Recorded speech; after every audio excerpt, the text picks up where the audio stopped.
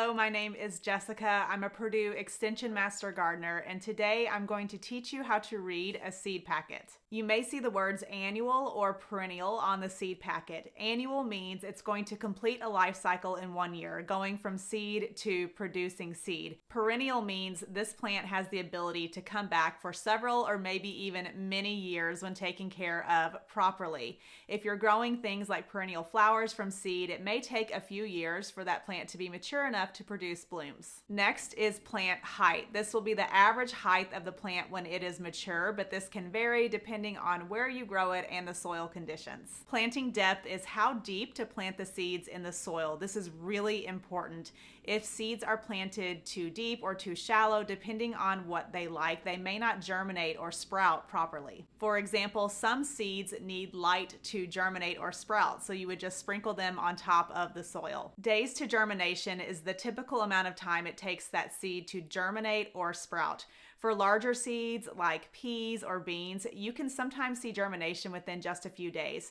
For other seeds like perennial flowers or hot peppers, sometimes it can take anywhere from 20 to 30 days for those seeds to sprout. You'll often see light or sun requirements on a seed packet. It will usually say shade, partial sun, or full sun. Remember, in gardening, full sun does not mean from sun up to sun down. It typically means about 8 hours of sunlight a day. Many seed packets will also have information on when to plant those seeds based on where you live. Seed spacing is how far apart to plant those seeds. This applies if you're directly sowing seeds into your garden. Proper seed spacing is really important for larger plants, things like zucchini or tomatoes. This makes sure they're not competing for nutrients and they're getting plenty of airflow. With smaller plants with more shallow roots, things like lettuce, spinach, some annual flowers, you'll find that they don't mind being crowded. This is especially helpful if you have a smaller garden. On the packet, you may also see what type of soil that plant prefers to grow in. For example, it may say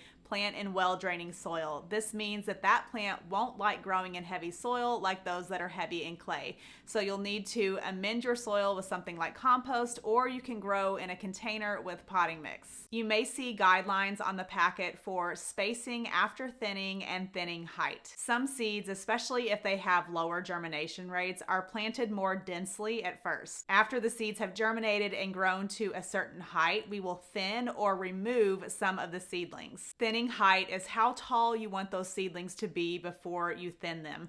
This gives the seedlings a chance to mature a little bit and helps protect young seedlings from damage when you're thinning. Spacing after thinning is how far apart you want those remaining seedlings to be.